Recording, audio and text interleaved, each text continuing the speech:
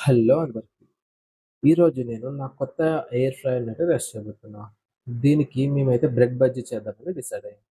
First మేమైతే దానికి కావాల్సిన ఆల్ ఐటెమ్స్‌ని మేము రెడీ చేసుకుంటున్నాం. లైక్ బటర్, ఉప్పు, కారం, ఇంకా జింజర్ వేసి మేము బ్యాటర్‌ని ప్రిపేర్ చేసాం. Now we have slices.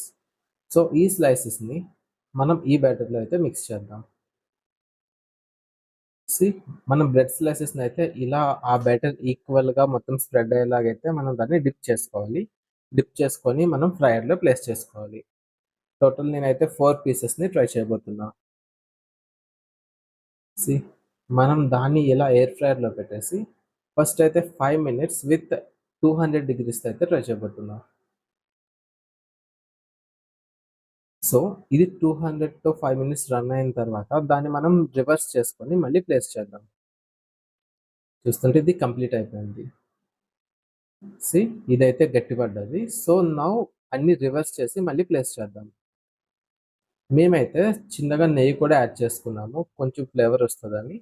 So, again ఇంకొక 5 మినిట్స్ ప్లస్ 200 డిగ్రీస్‌లో మళ్ళీ రన్ చేస్తున్నాం.